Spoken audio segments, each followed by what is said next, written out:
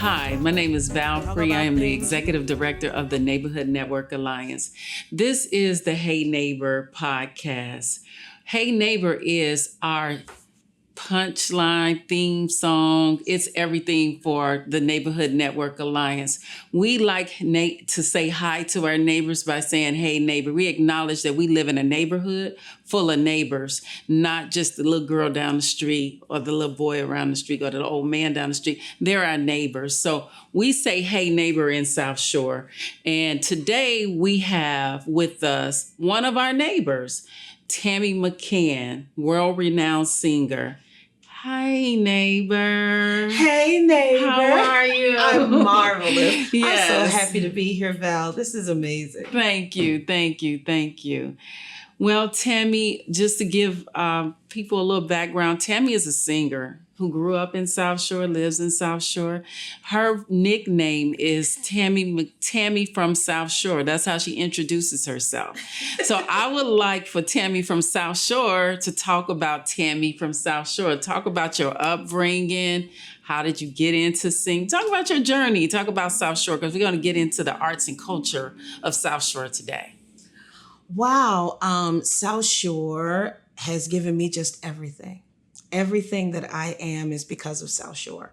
My parents moved here when I was, I think, 6. We used to live in South Commons, and we got our home on 7201 South Luella.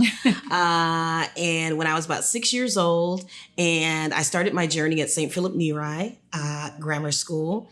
And all of us, myself and my 2 sisters, went to school originally in South Shore and then blossomed to other neighborhoods for our becoming, if you will. But South Shore, to me, is just this perfect little hamlet when I was growing up. I mean, we had our own movie theater. We had Bubbles Candy store right on 73rd, right off of Luella. Yeah. We had so many wonderful little places to go, to play, to hang out, and everything that I am and everything that I expect of a neighborhood comes from, growing up here in South Shore, which is why it was really important to myself and my husband, who also grew up in South Shore, to come back and raise our family here. So I'm still a resident of South Shore on 80th and Paxton. And so, yeah, it's everything to me. For me, it's the Martha's Vineyard of the Midwest. Yes, I would agree. We have some of the wealthiest Black people in the world who live here. Also, we have some of the poorest people in the world that live here. But we all work and live together, and we've been doing it for decades. Right? Yeah, I think that diverse social, economic ecosystem really adds to what makes South Shore so special. It is. But when we talk about arts and culture, let's talk about how South Shore came together and saved the Cultural Center and turned it into a jazz spot, which is your genre of music. For me, the origination of the Chicago Jazz Festival came from the brilliant brain of Miss Geraldine DeHaas. Yes. She created the South Shore Jazz Festival. Mm-hmm. And when I say that this was something special, this wasn't a barbecue where you would just, come and bring a blanket. Yeah. Duke Ellington, Ella Fitzgerald. I think the last one that I saw as a youngster was with Diane Reeves. And so every spectrum of jazz was right there at South Shore Country Club. And the city of Chicago, as it will, was like, wow, what a great idea that is. And they absconded with it and took it downtown. And since then, there's been a lot of organizations that understand that vibrancy, that understand that location as being a perfect backdrop. Yes. For music, for entertainment, for culture. Yes. So I believe the brain. South Shore Chamber of Commerce has done some events there, great festivals, music festivals there. So I'm sure there's going to be much more to come. Oh, yeah. We would love to see our own Southside Ravinia type of prototype absolutely. in South Shore. But just even around the cultural center where the community members spent 10 years fighting the city to convince them that it shouldn't be a basketball court. It was a country club, right? And blacks were not allowed to go in. Almost couldn't even walk on that side of the street. And when they left it, they left the water on to destroy it and all of that. But it was Black people who said, we want to save it for something good. The mayor at that time wanted to turn it into a basketball court. Yeah, you didn't know that story? No, I did not. I did not. And they fought. It was called the South Shore Save the South Shore Country Club Coalition.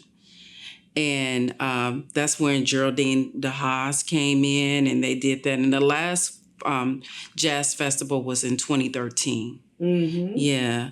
So with that being said, knowing that history of South Shore, which is some deep cultural stuff. I mean, people came from all around the city of Chicago to save the cultural center. How does that feel knowing that you came from South Shore with that type of deep roots, that type of activism around jazz? I mean, that's the thing that I think really poured into me. I mean, I was very blessed to have Miss DeHaas and her children as friends, and she as one of my earliest mentors. Wow. She did a tribute called Tribute to Marian Anderson and Mahalia Jackson. I think that's the first time that Mahalia Jackson was really, and her work was infused into me. Oh, wow. At the time, I was a classical vocalist, thanks to Dr. Lena McLean, who lived, as a matter of fact, on 69th and Oglesby, right, in that building on the corner. And Miss McLean really was a total influence on me. And from Miss McLean came to Miss DeHaas. And she would place me in this concert that she performed every year. And I just learned and grew as a performer and learned so much about what was expected of us as kids. I think that's one of the things that's missing, that, a lack of expectations for our babies within and without. Yes. Right? So from our homes to our neighborhoods, to our school systems, what those components that were in place when we were young are really sadly missing now. Yes, they are.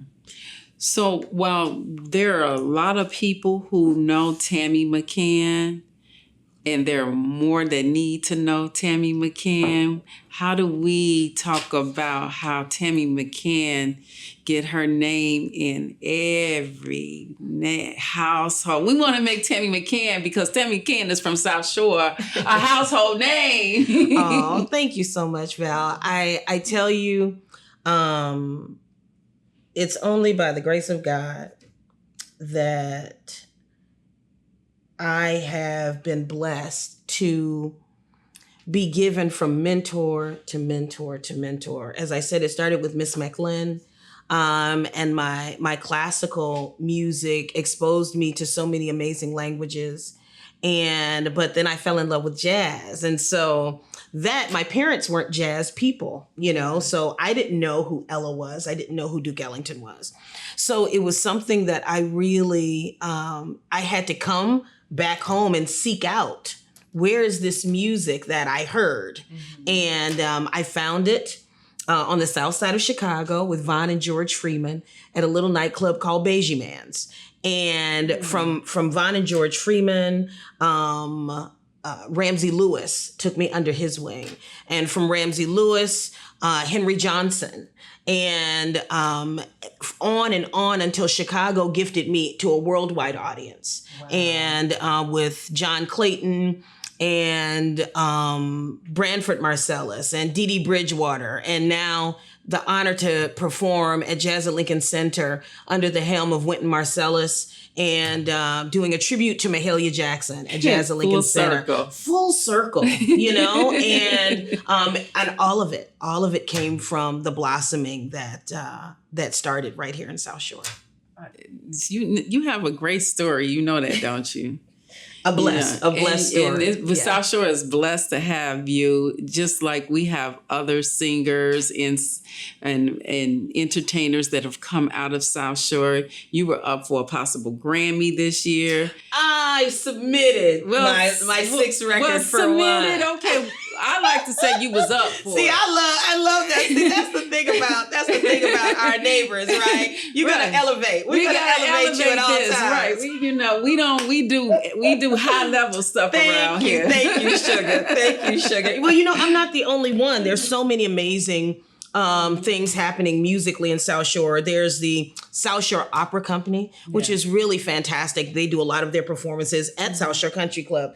One of my dearest friends and mentors, her name is Margaret Murphy. Yeah. She's the executive director of the South Side Jazz Coalition. Margaret and I started together, actually, with Vaughn and George Freeman at Beige Man's, at the Apartment Lounge, just all over the place. And so Margaret has become a force of nature on the South Side of Chicago. So many people love this neighborhood, understand the value of it, understand the history of the music.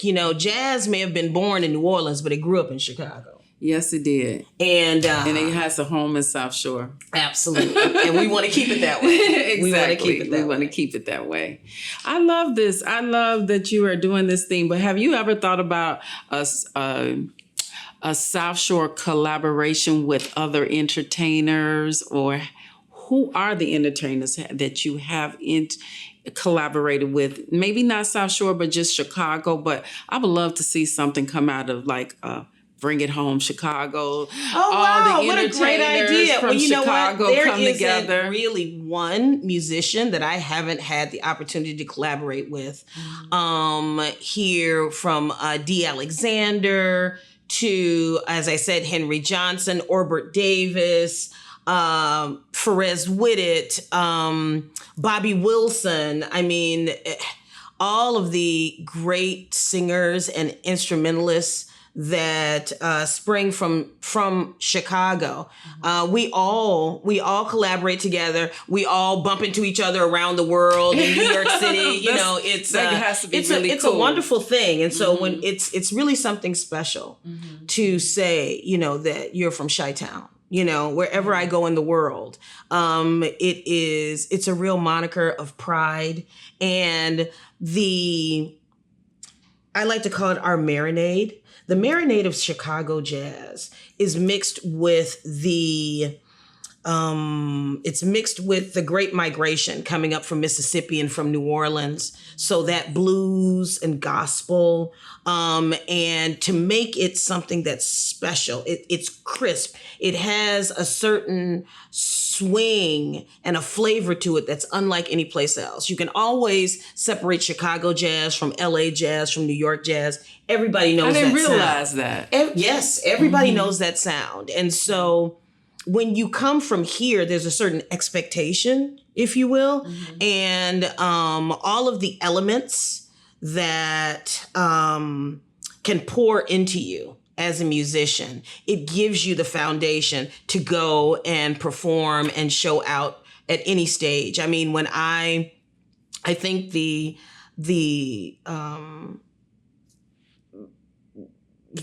real spotlight of my career was becoming a Raylette with Ray Charles. Wow. Talk about that. That's really a funny story. I was on tour in Europe. I had a gospel group and a jazz group that I toured in Europe and Italy and Switzerland and Germany. And I was on tour, and when I came home, I'd been doing that for several years. And when I came home, my sister says, "You have an audition." And I was like, "What are you talking about? I didn't set up an audition." She said, "Well, I heard on the radio they were doing a nationwide search for Raylettes. Oh. So I called and reserved a spot for you." And I was like, "Allison, what are you talking about?" She was like, "I told the man, I said, you're going to pick my sister." And he laughed and he was like, "Yeah, that's nice, lady." She said, "My sister's the best singer in Chicago." And I was like, "You are crazy." So I look at the instructions. They say, "Be prepared to sing a cappella. Bring your headshot and your bio." Okay, fine. And anybody that's in music knows that the hardest thing you can do as a vocalist is sing a cappella. So, how do I show off my style? How do I show off my range? Not if you have Miss McLean as a teacher. Well, there's that. That's true. So I show up and there's a line of ladies. And at the time I was doing a temp job. So I came on my lunch break. Mm-hmm. And I said, "Hey, you guys mind if I go first? I got to get back to work." And they were like, "Sure, no problem." I go in and they say, "Where's your music?" And I was like, "No, the instructions were, sing a cappella." And so the gentleman that was at the piano, mm-hmm. we were different generations, I might say. So he says, "Well, do you know any Aretha Franklin?" And I said, "No." I said, "Do you know any Anita Baker?" And he was like, "No." And so we went back and forth and back and forth. And so the head Raylette was sitting, it's a big hall. And so she's sitting at the top of the, in the seats, in the seats. And she says, "Well, do you know any gospel?" And I was like, "Why, what's your favorite gospel song?" I just came off the road doing a tribute to Mahalia Jackson. She said, "Oh, my mother's favorite song was Precious Lord." I said, "E flat." And that was all she wrote. About 3 weeks later, I got the call. And another 3 weeks later, I was in Switzerland and I was a Raylette for a couple of years. And it was the most amazing opportunity and experience of my life. I bet it was. And you live where? South Shore, South Side. That is a story. That is a story. That is a story. Well, talk about how do you approach expressing your unique voice and style within the framework of jazz music, because you do have a unique verse. Is that last record, "Do I Move You, Lord"? Oh, it's so funny you should mention that. That record was really the culmination. It's my 6th record, and it really was the culmination of me just kind of knowing myself for the first time, and allowing myself to own my marinade. Yes, I had these influences of gospel music from the time I was a child from St. Paul Church of God in Christ. Mm-hmm. And yes, I had this exposure of classical music, where, the resonance in the bel canto school. And yes, I had this jazz, but I always kept them separate. I always thought, ne'er the twain shall meet, right? And what I realized during COVID was that who I am is all of those things. And all of those things can pour into each other and merge. Yeah. Thanks to a dear friend of mine, amazing bassist. Her name is Mimi Jones out of New York City.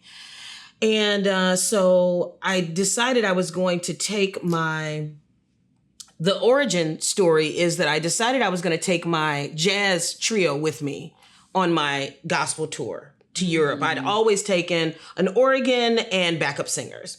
But this time I said, well, let me take a rhythm section. And it just totally transformed the show and transformed the way that I looked at the music. And when I was talking to Mimi, who's an amazing bass player, when I was talking to her about coming on tour with me, I sent her the music, right, to learn. And she was like, this is really cool, but who's the chick singing? I was like, that's me. She was like, what? That is not you, Tammy. I said, yeah. And she was like, to reintroduce myself. Okay. And she was like, why don't you do that in your jazz? And I was like, oh, I could never do that. That's not, it doesn't go together. She was like, girl, you are crazy. And so during COVID, I really started thinking about that. It had already started to blossom a little bit, but the more I just really said it was okay.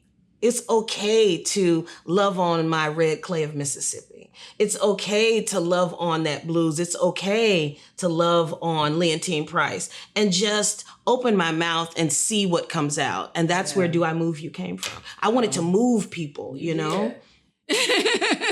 Talk about what happened on Spotify when you released it on Spotify. Wow. It was just, my team, amazing people at Ovation Agency, they really taught me a lot about, digital media and Tickety Talk and all these different spaces. Yeah, because I see right? you on TikTok now.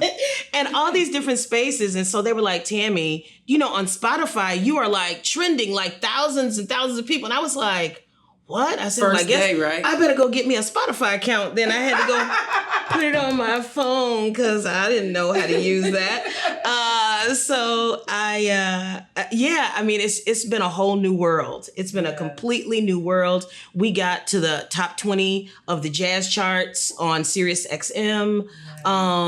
It was just one blessing after another, one great opportunity after another. And 2023 was I think my best year as a performing artist. It is just after 20 years of doing this. It's just really great to really feel like people see you and value what you do. Value what you do. Yeah. It is a beautiful thing, and you feel good about it. Oh man, I feel so blessed. What have been some of the most exciting places you have been? Because you're worldwide now. Yeah. Like, do you remember me? I don't remember you. I love you. I love you to pieces. My music has enabled me to travel all over the world and sing for all kinds of people. Whether the crowd is 5 or 5,000, it's the same show. Yeah. And I've gone from Bangkok to Slovenia. I lived in Italy on and off for several years. And but I'd say my most exciting triumph was working with this amazing vocalist out of Greece named Mario Frangoulis. Mario is a concert tenor. So he's like the Barbra Streisand of Greece, right? So we've known each other for several years, but Mario sings, concert music. And he's like, oh, Tammy, I just love jazz. I want to do a jazz show. And so we would, over the years, we'd talk about it. He'd ask me for advice. I'd give him ideas. And he said, oh, Tammy, I got it. I finally got an opportunity for us to perform together. And it was supposed to kick off a world tour, actually. But of course, Mr. COVID had other ideas. Yeah. But he invited me to Greece, and I sang at the Acropolis on Herod's Atticus, and built in 1400 AD.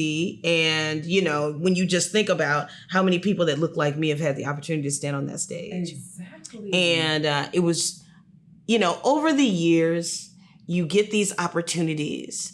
And that thing about your knees knocking because you're nervous, that's a real thing. And throughout the years, that's come across me in so many ways. But at this largest stage that I'd ever been on in my life, I'd never been more certain. I'd never been more confident. And all I was doing was just waiting for them to call my name so I could show these folks what Chi-Town can do. That's all I wanted to do. And, praise God, I burned it to the ground. We had a good time. To the ground. I love it. It was great. It was so great. I bet it was. Something to see. So a lot of people know you. However, the world needs to know you. And we want you to be a household name. So talk to us about how we help Tammy make that a real thing. What Tammy is doing even right now to even do it herself, because I know your personality is big and bubbly, and it's nothing's too small. Nothing is small. Everything is big. So talk to me, Tammy. Thank you, babe. I mean, I have this wonderful mentor, and his name is John Clayton. He's a world-renowned Grammy Award-winning bassist. And he said to me, Tammy, I was saying, you know, I don't have any gigs. I don't have any jobs. I think I'm going to stop singing. And he was like, you can't think of it as gigs. You have to think of it as relationships. And he said, and not networking. That's not what I'm talking about. He said, that's so transactional. Yeah. He's like, build real relationships with people. And I never forgot that. And the relationship seeds that I planted years ago have all blossomed, and there's been a harvest. There's been a beautiful harvest in 2023. And people that, you know me from something completely different have brought me to different stages, have brought me to different opportunities, have brought me to Princeton. Girl, I'm going to Princeton in February, talk about that. To sing and teach. I mean, Lord have mercy. That is huge. It's so huge. And I could have never thought that. But that's how because did that of a happen? seed. Talk to us about how you end up being in Princeton. It would be because South Shore. South Shore. It would be because of Dr. Trinice Robinson. I met Trinice Robinson, I think in 2014, at the Jazz Education Network. I'm so sorry, Trinice. I can't remember the name of your organization, but it's an organization that is dedicated to building diversity and bridges within jazz education and jazz organizations worldwide. Oh, nice. And so we've known each other and just, poured into each other and laughed with each other. And last January, I did my tribute to Mahalia Jackson, Yes, Mahalia, at the Gen Conference. And she was like, we've known each other, but she never really heard me sing. Mm-hmm. And then also to be doing the foundational work of jazz, right? So the foundation of jazz comes from gospel and the blues. And so she was like, Tammy, my students need to hear this. And so I was like, I knew that she was at Princeton, she's at Yale, she's at Berkeley, the sisters everywhere, right? And so I was like, well, yeah, that would be great. I thought, maybe we do a concert or something like that together. Because, I forgot to tell you, she could sing.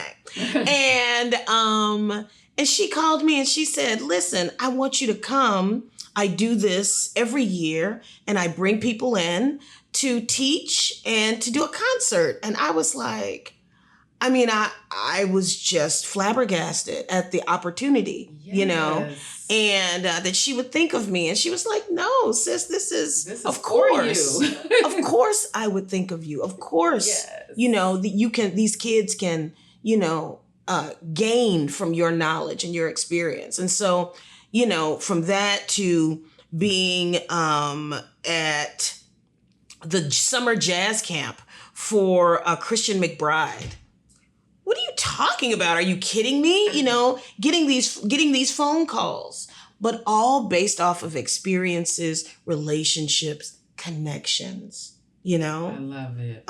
It's just, but I learned that sense of community, that sense of engagement right here in South Shore. Yeah. Your story is not about to end. It's about to go to a whole nother phase right now. It feels like it. I can feel the wind at my back. 2023 was just like a breath of fresh air. Now it's taking you to like a whole nother level. Are you ready? I am so ready. I've never been more ready. And I think that's it's so funny that you asked that question. I'm like, I would tell my students, you need to be prayerful. You need to be positive. Yeah. And you need to be prepared for every opportunity that comes your way. The 3 Ps. There is right now, 3 blocks from here, there's somebody that sings like Aretha Franklin, rocking her baby to sleep. Yeah. 5 blocks from here, there's somebody that sings like Pavarotti, working on a car. Yeah. Don't get so caught up in your talent, you think you the baddest thing since sliced bread. Within a 5-block radius, anywhere in these United States, there's somebody that can sing rings around you. It's about being ready when that door opens. Yes. That's what it's about. So many people aren't. So you have to be positive, everything's going to go okay. Even when things go awry, it's okay. Let's get back on our feet and do it again. You got to be prayerful. I don't care what religion you are, what faith tradition you serve. You've got to have some inner foundation that keeps pushing you forward and propelling you forward. Mm-hmm. And you've got to be prepared. You've got to be ready to go. Because if you're ready to go, you don't have to get ready. Yes. You know? So it sounds like you're ready. I'm ready. Just like when they called me and said, you want to do this interview? I was like, oh, I got to get ready. I laid my clothes out. I did my hair. You know what I'm saying? This is what it's all about, being ready when that opportunity comes. Like this opportunity coming, you know, to allow me to be introduced to your million listeners. Amen. Amen. We ready. We ready. Absolutely. Yes. So thank you again. I really appreciate you coming out. Your story is going to be another phase. We're going to have you back talking about what you're doing. The summer is coming. You got to talk about what you're going to do in Chicago, because you can't just not do anything in Chicago. Well, you know, Val, I wouldn't have been anyplace else. I was so excited to get this call. I remember when this was just a twinkle in your eye, this idea, and to see it come to fruition is something really exciting. I mean, you know, you and the NNA are a jewel in South Shore. You're a jewel in the crown of South Shore. And so it can only get better. And our neighbors are going to be served as long as you're here. Thank you. I appreciate that, Tammy. Thank you. Well, until next time. Bye, neighbor. Bye, neighbors.